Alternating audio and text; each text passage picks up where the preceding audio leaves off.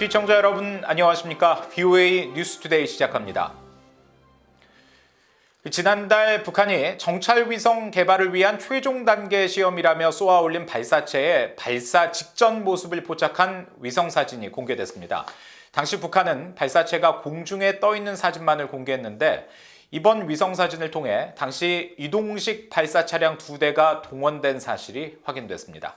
함지아 기자가 보도합니다.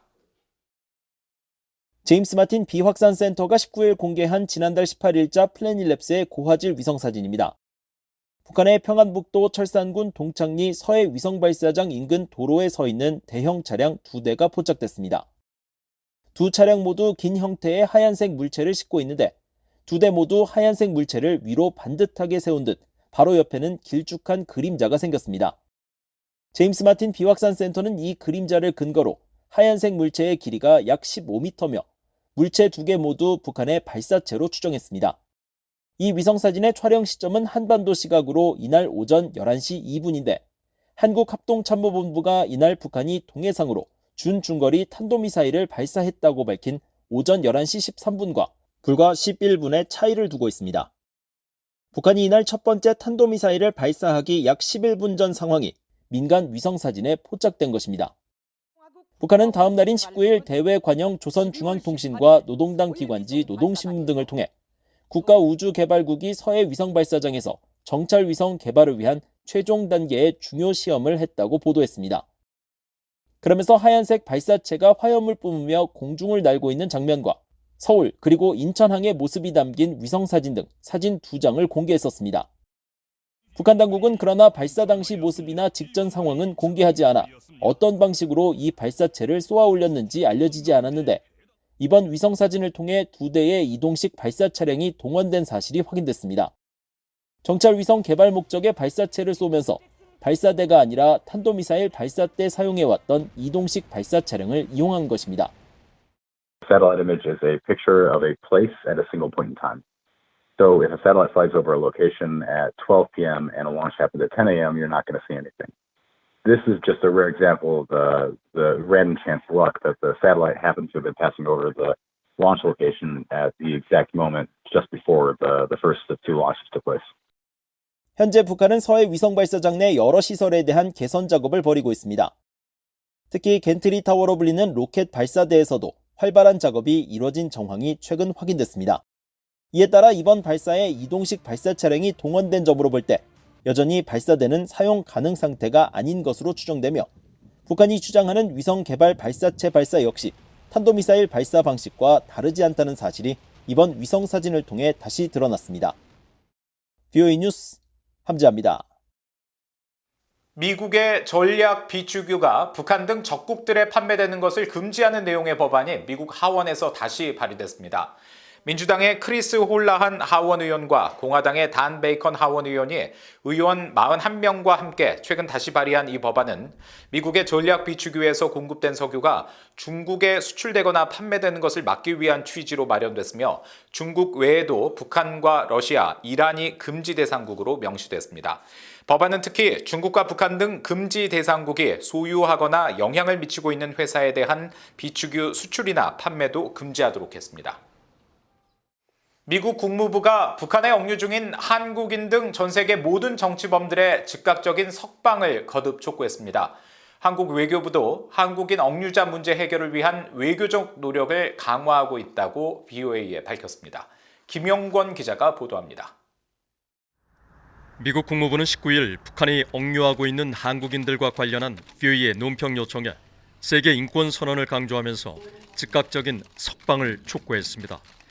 국무부 대변인실 관계자는 세계 인권 선언이 명시하고 있는 것처럼 전 세계 모든 사람은 의견과 표현의 자유, 평화로운 집회와 결사, 그리고 다른 인권을 행사할 권리가 있다면서 미국은 모든 정치범의 즉각적인 석방을 촉구하며 인권의 보편성과 기본적 자유를 믿는 모든 국가와 국민에게 정당한 이유 없이란 제목의 국무부의 새 캠페인을 지지할 것을 촉구한다고 밝혔습니다. 국무부는 지난 11일 전 세계 정치범들의 석방을 촉구하는 새 캠페인 정당한 이유 없이 계획을 시작하면서 전 세계 상징적인 정치범 16명 가운데 하나로 북한에 억류 중인 한국인 김국기 목사를 소개했었습니다. 특히 북한의 끔찍한 인권 상황을 조명하고 책임 규명을 촉진하기 위해 미국은 동맹국 그리고 파트너들과의 협력에 계속 전념하고 있다며 김국기 목사를 비롯한 모든 정치범의 석방을 촉구하는 목소리에 동참해달라고 당부했습니다. 한국 외교부도 북한 억류자 문제 해결을 위한 외교적 노력을 강조했습니다. 한국 외교부는 19일 관련 사안에 대한 VOA의 서면 질의에 한국 정부는 북한 인권 개선을 위한 국제 협력을 강화하기 위해 외교적 노력을 다하고 있다면서 지난해 11월 한미일 정상회담 공동 성명에 미일 정상은 북한에 억류된 대한민국 국민이 즉각 석방돼야 한다는 데 대한 지지를 표명한다는 문구가 최초로 반영됐다는 사실을 강조했습니다.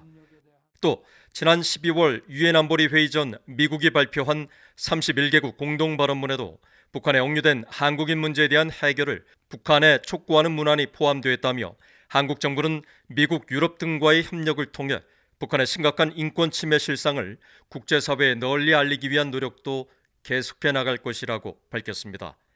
2012년 11월 북한 당국의 체포도에 2년 넘게 억류됐었던 케네스 배, NK 릴리프 대표 등 과거 북한에 억류됐었던 미국인들은 한국 정부의 자국민 구출 노력과 함께 미국 정부의 지원도 중요하다고 강조했습니다. 미국 정부에서도 그 정도는 도와줄 수 있는 일이 아닌지 정보 확인이라든지 그래서 한국 국적이지만은 한국 국민들과 또 미국 시민들도 이들을 안타까움으로 특히 오토 원비어 사건이 있었기 때문에 더더욱 거기 억류되어 있는 사람들에 대한 좀 컴패션을 다시 좀 열심히 기도하는 것이 지금 굉장히 중요한 일 중에 하나인 것 같아요.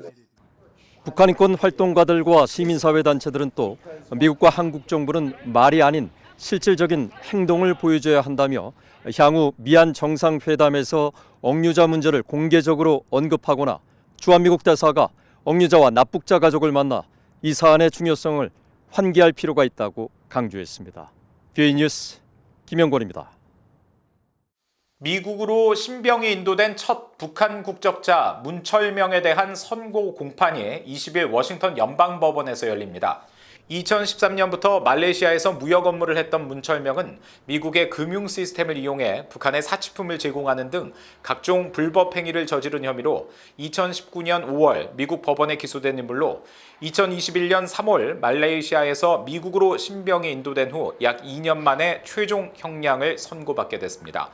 앞서 미국 연방검찰은 지난 9일 재판부에 제출한 선고 제안서에서 문철명이 북한의 공작원으로 활동했고 돈 세탁 범죄를 저지를 당시 북한 정권을 돕기 위해 노력했다며 10년 이상인 121개월에서 151개월의 실형을 구형했습니다. 반면 문철명의 변호인 측은 문철명이 알포드 풀리를 통해 가명 조건을 채웠다는 점과 유사한 범죄로 기소된 외국인 대부분이 1년 이하의 징역을 선고받은 판례를 근거로 제시하며 4년 미만의 실형 선고를 희망한다고 밝혔습니다.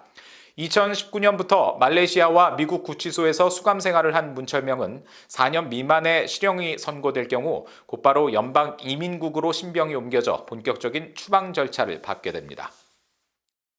빈센트 브룩스 전 주한미군 사령관은 확장 억제의 핵심은 미국과 한국이 운명 공동체라는 데 있다고 강조했습니다.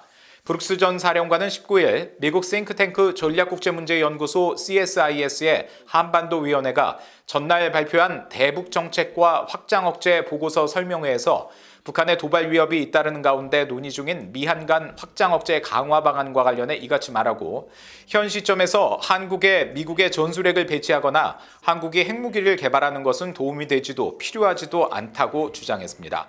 설명회에 참석한 존 햄리 CSIS 소장도 한국인의 70%가 북한 핵위협에 따른 안보 불안으로 자체 핵무기 개발을 지지한다는 설문조사를 봤다면서 한국은 미국의 핵우산 아래에 있고 미국이 한국을 방어할 것이라는 한국의 신뢰를 강화하는 방안을 찾는 것이 관건이라고 말했습니다. 앞서 CSIS의 한반도위원회는 18일 미국이 한국을 북핵 위협으로부터 보호하기 위한 확장 억제 강화 필요성을 강조하면서 한국 내 전술핵 재배치 등의 반대 입장을 밝혔으며 다만 미래 어느 시점에 저위력 핵무기를 한국에 재배치할 가능성에 대비해 그에 따른 준비 작업 모의 계획 훈련을 양국이 검토할 필요가 있다고 지적했습니다. 이상으로 VOA 뉴스투데이 마칩니다. 시청해주신 여러분 고맙습니다.